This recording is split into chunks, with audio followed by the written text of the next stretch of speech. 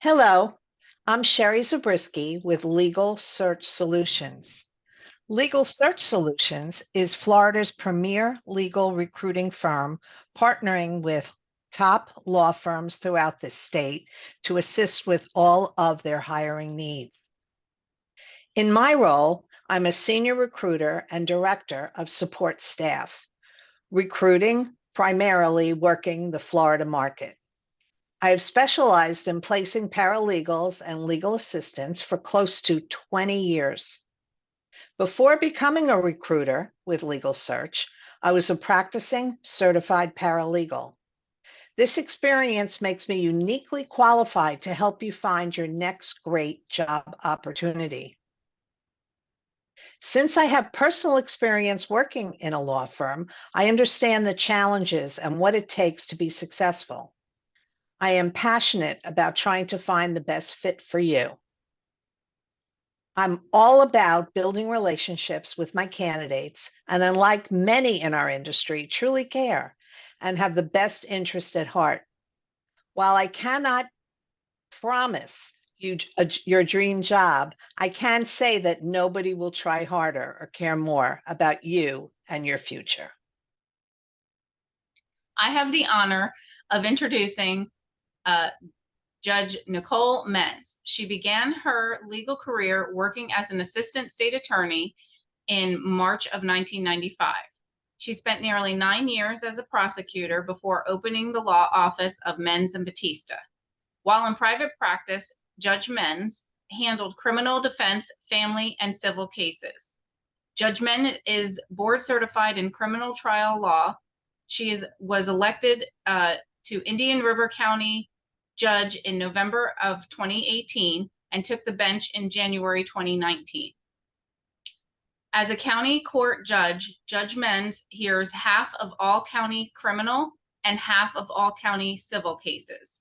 In addition to her required assignment, Judge Menz also presides over Veterans Treatment Court and Mental Health Court.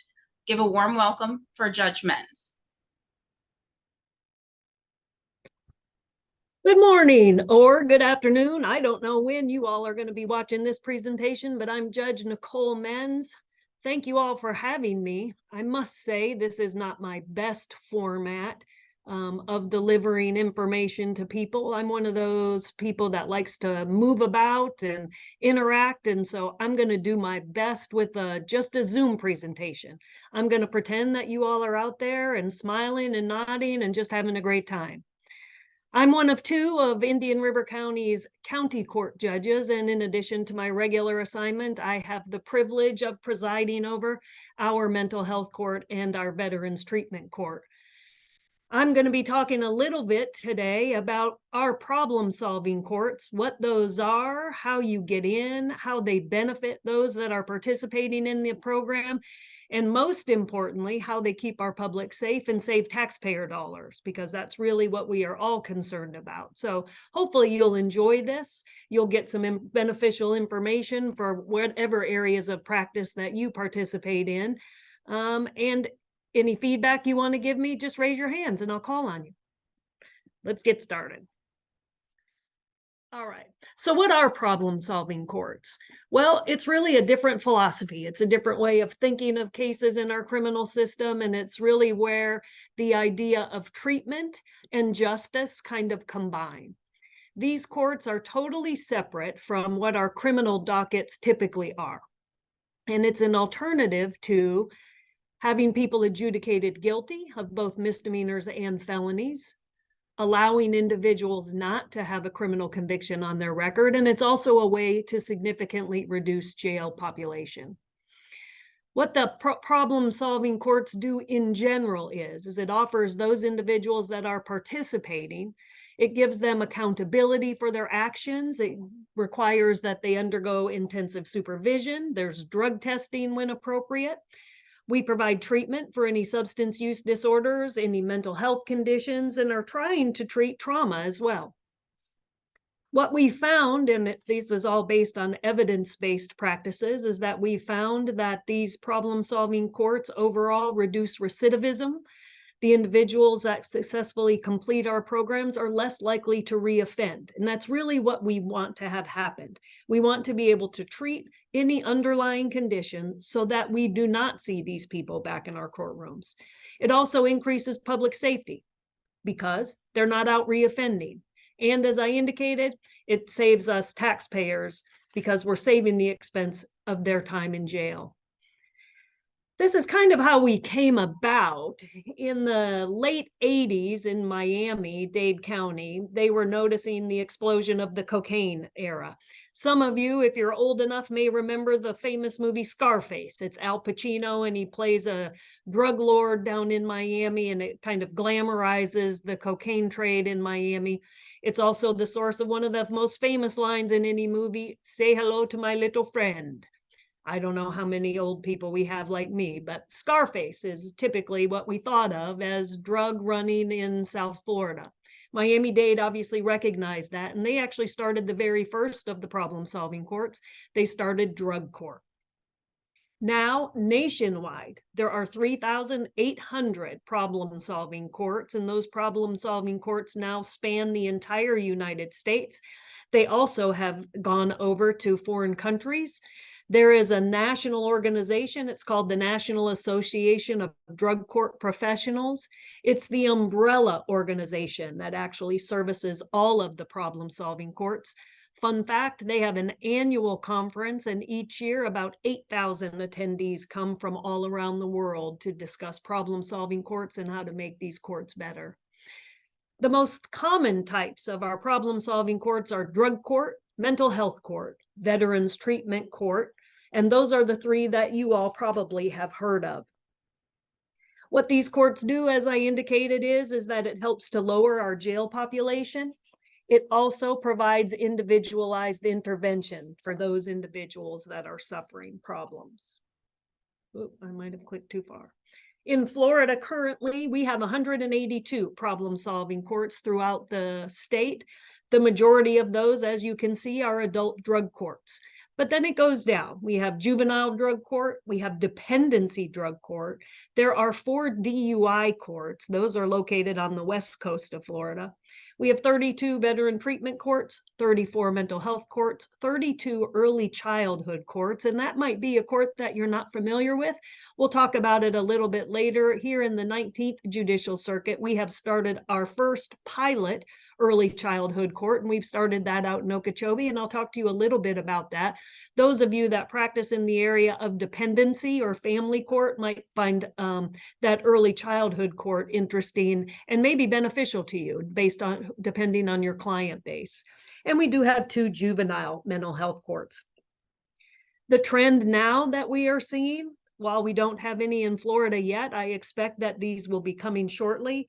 We also are seeing homeless courts beginning throughout the United States. They've started, they are currently in Alabama, Colorado, Massachusetts, Minnesota, and South Carolina. But as I indicated, I expect that those will be making their way to Florida sometime within the near future, because the housing crisis that we have seen that obviously affects this vulnerable population is really exploding. So I anticipate homeless courts will be one of our next problem-solving courts that we will see. Here in our circuit is the 19th Judicial Circuit, and we make up Indian River, Martin County, St. Lucie County, and Okeechobee counties. We currently have 12 problem-solving courts, and apparently for the size of our circuit, that's an extraordinarily large number of problem-solving courts. You'll see here that we have 3 veteran treatment courts, 4 mental health courts, 4 felony drug courts, and as I indicated earlier, the 1 childhood court. The problem-solving court is made up of a team, and that's significantly different philosophy than what you typically see in a criminal courtroom. Typically in a criminal courtroom, there's obviously the judge, the state attorney, and someone from the public defender's office or a private criminal defense attorney. In that setting, it's adversarial. The judge is there to punish. The prosecutor is obviously there to merit out justice, whatever that might mean to him or her. And the defense attorney is there obviously to make sure that the state's doing everything properly. but they're clearly pitted against one another in that setting. In our problem-solving courts, it's a different mindset. We clearly are a team. Everyone has one common goal, and that goal is to try to get the individual whatever treatment he or she might need so that they can lead a productive life. Our teams in all of the problem-solving courts consist of the people that you see listed here. The judge, my job in this arena is not as necessarily the punisher, but my job is to lead the team. When I say it's a different mindset, in criminal court, we refer to them as the defendant. It's very formal. Here in mental health court and veterans treatment court, the individuals are referred to by their first names. We may go to extraordinary lengths to try to get to know about them, know about their family situation, know about if they have any pets. It's truly is trying to figure out who they are so that we can best help them. We still have a prosecutor and the public defender or a private defense counsel, but again, the mindset is different. We're all trying to come up with the best solution for the individual that's in the problem-solving court. Probation is part of our problem-solving court. We have both DOC, Department of Corrections probation present. We also have misdemeanor probation officers present. Sometimes those individuals that are in our problem-solving courts are on probation, and so their probation officers also participate as a team, giving us information about how the individual is doing on probation, so that we can all keep our eyes and ears open to see if there's any red flags or anything that we need to address for any particular individual. We obviously have treatment providers that are part of our team. Those treatment providers might be here in Indian River County. We have the Mental Health Association. Those are psychiatrists. They're also psychologists. There are other therapists. We also have peer support here in our problem-solving team. And I see that I left that off of my court team. We have a program coordinator who makes sure that all of us are all on the same page, and we have case managers that are assigned to the individuals in each of the courts. In my mental health court, I currently have about 125 participants, and I currently have 6 case managers. So some of the case managers are handling an awfully large load, but we do have some specialized case managers that are dealing with those individuals that are experiencing significantly greater mental illness than some of the other people. And then I know you had a judge, I think has already spoken to you or will be talking to you about Veterans Treatment Court. That court has some different individuals that are on the team. We have veteran mentors, and then we also have a veteran justice outreach specialist. That's an individual from the VA that's assigned to that court, but I'm confident that that judge probably told you all about that. What we're trying to do as a team is we're centered around the idea of providing the individual, the participant, and we call them clients or stakeholders or shareholders, but typically we call them clients. We refer to them as clients rather than defendants. And again, it's just that different mindset, which I got to be honest with you, having spent 9 years as a prosecutor and 14 years as a defense attorney before I became a judge, it was really hard for me to wrap my head around that when I first took the bench as the presiding judge in mental health court. It was hard for me to adjust to what that mindset is because it's something totally outside of the norm for when you practice daily in this environment. It's just so outside of the norm that it was hard for me to adjust to it. I think I'm doing pretty well now, but you probably have to ask some of the mental health court clients. So what we're trying to do as a team is we're trying to center around providing individualized intervention for those that suffer either from substance use disorder or from a mental health disorder. And what we're trying to do is what we're aiming to do is we're trying to improve, as I've indicated, public safety. We're trying to reduce recidivism, but we're really restoring lives and promoting confidence within the judicial system, all by trying to address these individualized needs. We've really noticed an explosion of the problem-solving courts, basically because our population has increased so greatly. Florida appears to be the place that people want to come. And so by doing so, we're obviously having more individuals that are getting introduced into the criminal justice system. Just here in our circuit, you can see I asked them to pull some numbers because my mental health court is exploding with participants. And so I've been trying to figure out why that is. I don't necessarily think that it's more people just all of a sudden having mental illness, but it's obviously the introduction of greater people into our population. And so you can see by this slide that we've had a significant increase in our population since 2010. The nice thing again about problem-solving courts is it's going to save all of these individuals that are moving into our area taxpayer dollars, because it's significantly cheaper for us to fund someone in one of these problem-solving courts than it is for them to spend time in our county jail. An average overnight stay in our jail is about $95 per inmate. So if you think about that, right now in our jail, I checked yesterday morning, I think we had 485 inmates in our jail.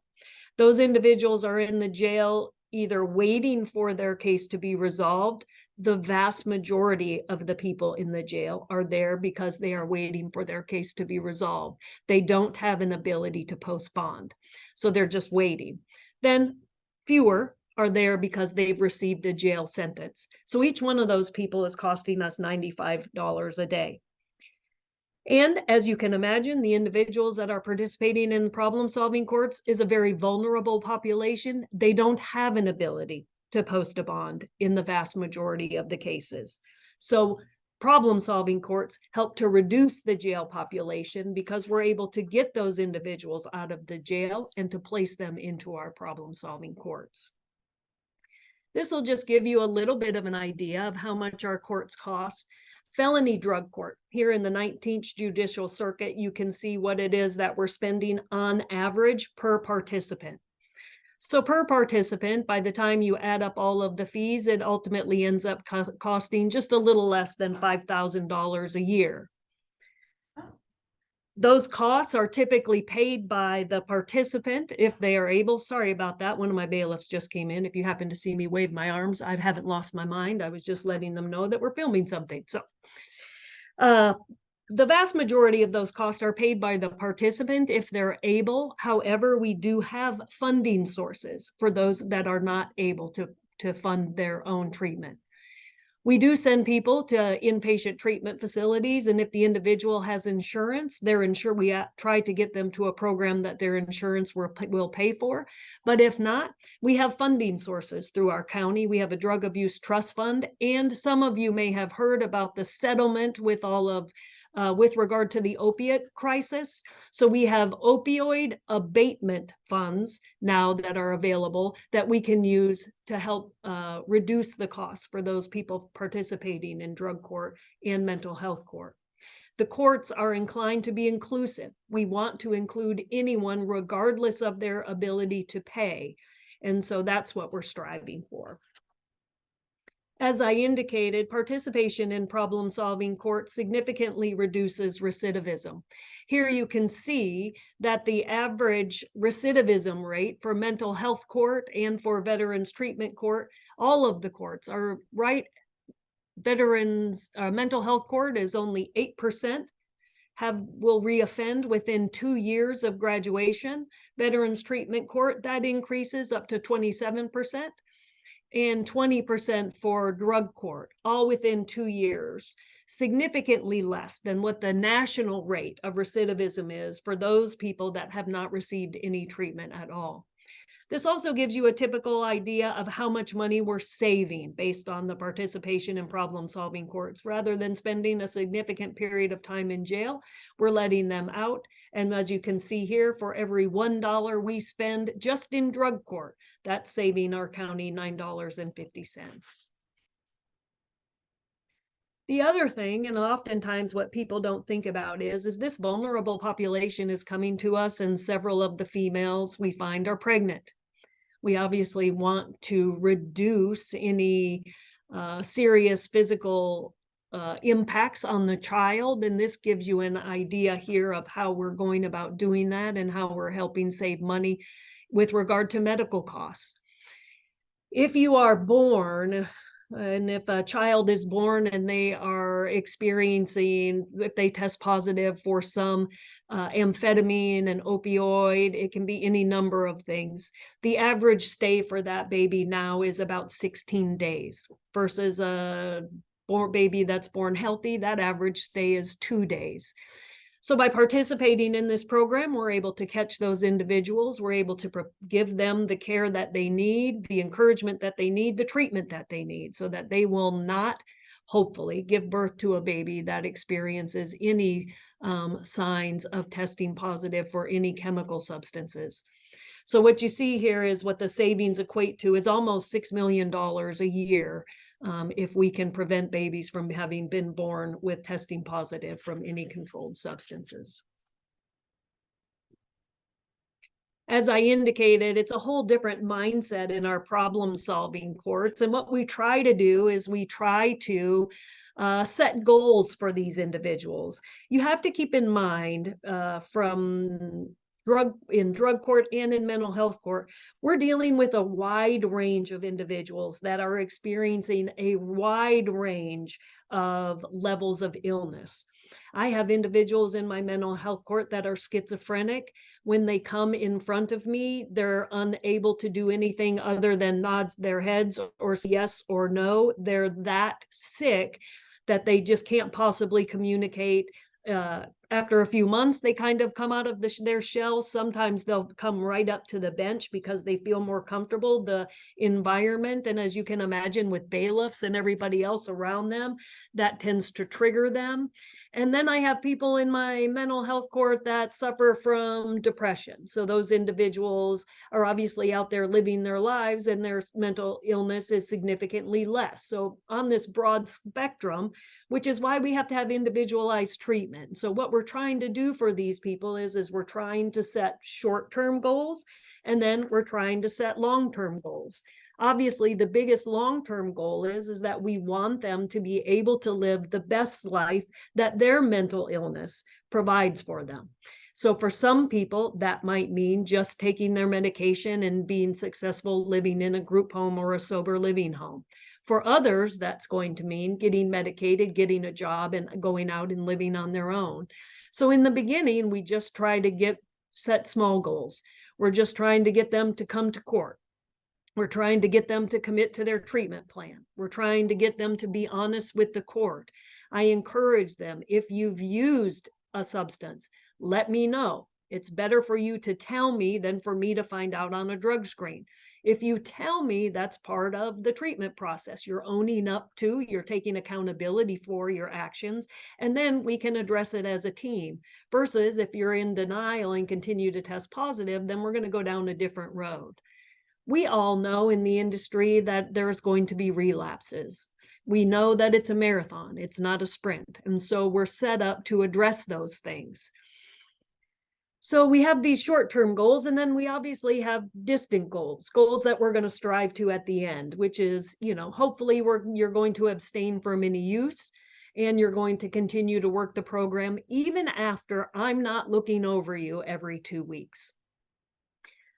We are a court, and if you see here, you'll see that there are things that we do versus if you, as punishment, some people think, well, this just sounds like everybody's just getting off scot-free and we're skipping off to la la land. That's not the case. There are sanctions for people that violate the rules while they're in any of these programs. So for example, if you continue to test positive for a drug test, then there are certain things that we can do to try to stop that behavior. Those range from any number of the things that you see listed here as a sanction. Jail becomes the sanction of last resort, I should say. Best practice standards tell us that jail really doesn't do any good at all to try to get people to change their behavior with regard to substance use disorder.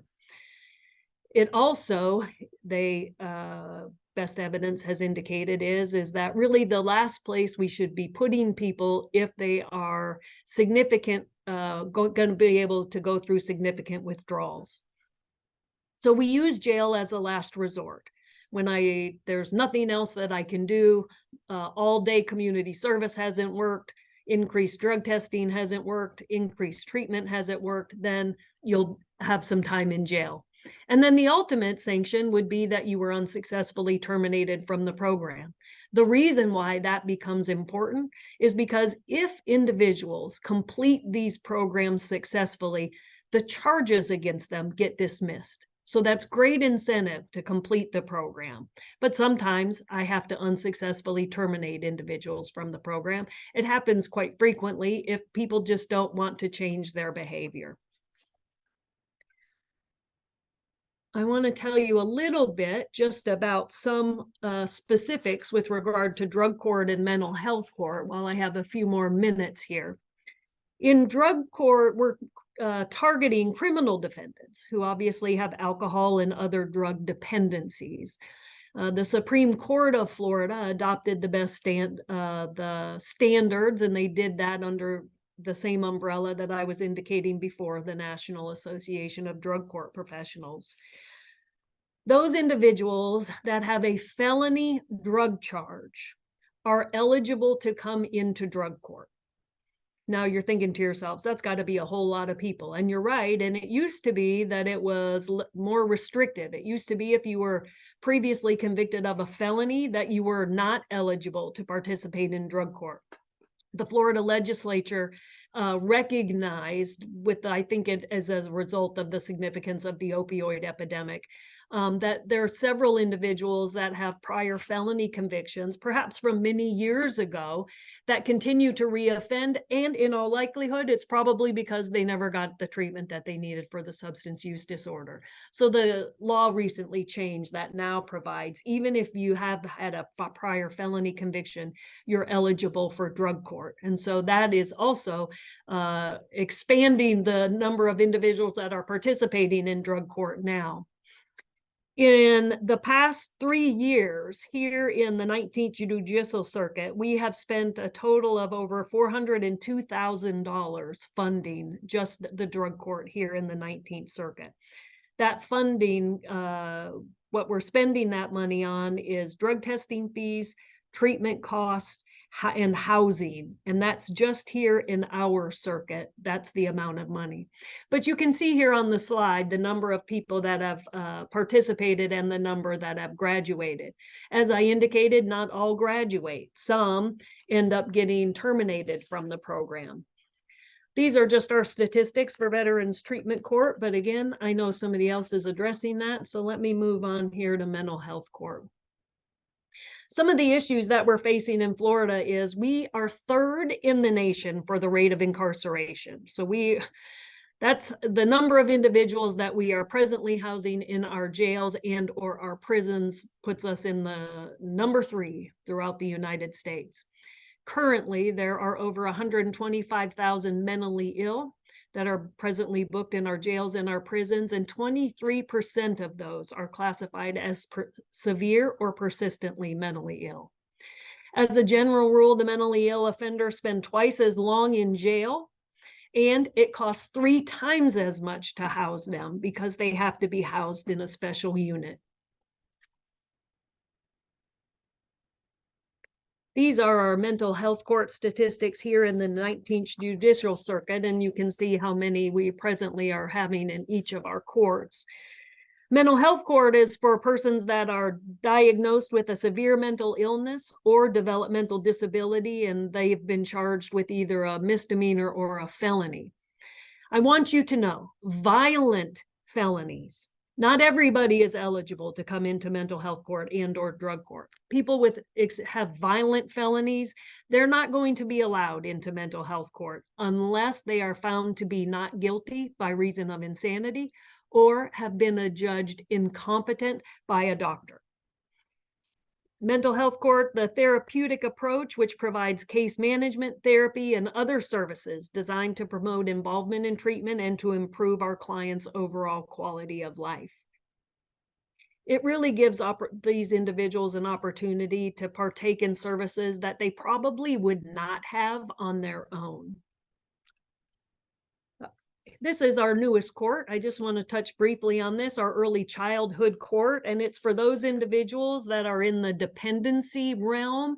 There is a dependency case pending. The parent and the child both agree to participate, and it's designed to give special counseling to the parent and to the child. We're trying to break the cycle. The majority of parents that are in dependency courts had been removed from their parents when they were children. And the goal of these early childhood courts is to break that cycle. If you want any more information on the early childhood court, reach out to me. I'm happy to tell you all about it. These are some of the drug trends that we're seeing in both our drug court and our mental health court. It probably comes as no surprise to you that cocaine, MDMA, commonly known as Molly, methamphetamine, and opiates are our biggies in addition to alcohol. And of course, we always have cannabis and cocaine.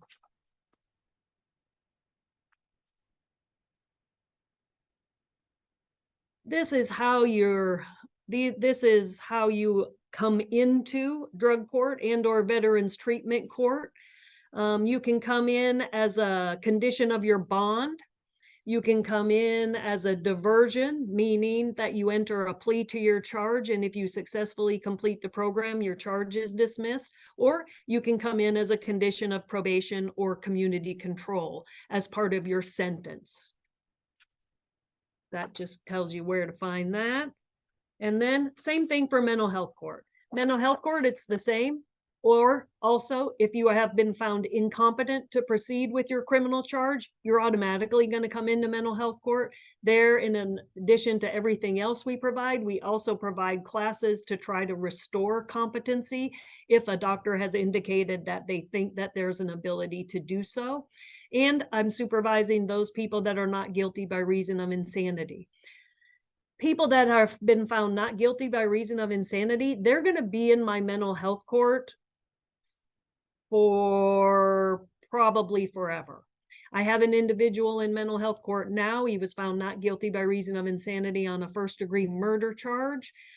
He has been in my mental health court since 1999 and probably won't leave anytime soon, even though he's doing fantastic. He's working, he's living independently, he continues to see a therapist. But those people, along with those individuals that are incompetent to proceed, if there's not an ability to restore competency, they're probably going to be in my mental health court for at least 5 years, if not longer, depending on if sometime in there we've sent them to a state hospital.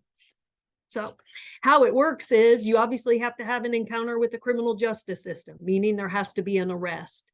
And then there has to be a referral made over to mental health court, and that can be a referral by a therapist there at the jail. I often have law enforcement officers calling me and giving me names of individuals that they think would benefit from mental health court. The prosecutor could make a referral and the defense attorney can make a referral. These are just some of the services that we provide by mental health court. We provide a lot of housing. As we talked earlier, that housing is critical.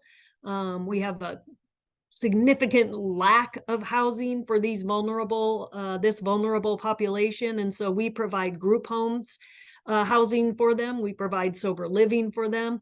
We also, if individuals are able to live on their own, but they need help with that first, last, and security, that's hard to come up with if you've not been working for a significant period of time. We try to provide that to them.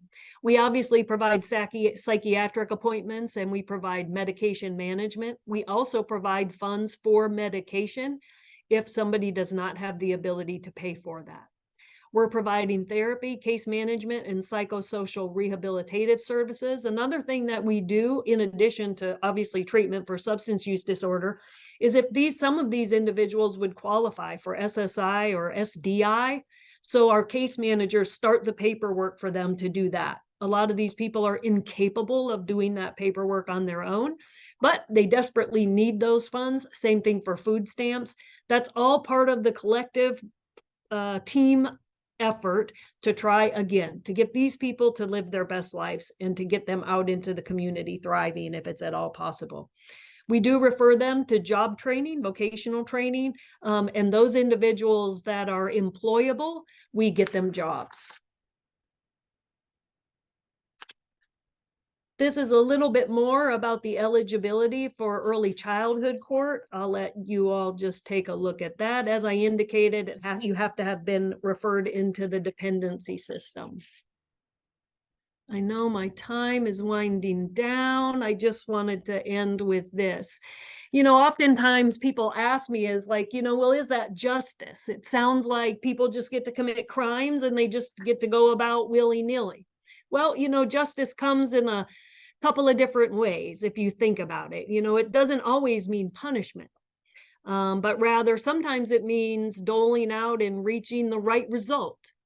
The right result in the mindset of drug court, veterans treatment court, and mental health court is, how about if we help these individuals that don't have the means to do so themselves get to what the issue is that's causing them to reoffend or causing them to have involvement in the criminal justice system. Treatment is often more effective than punishment, and it's a recognized form of justice. The team approach is staffed with criminal justice and mental health professionals, and it's oriented to effectuate the optimum result without compromising public safety. And so really, at the end of the day, isn't that justice?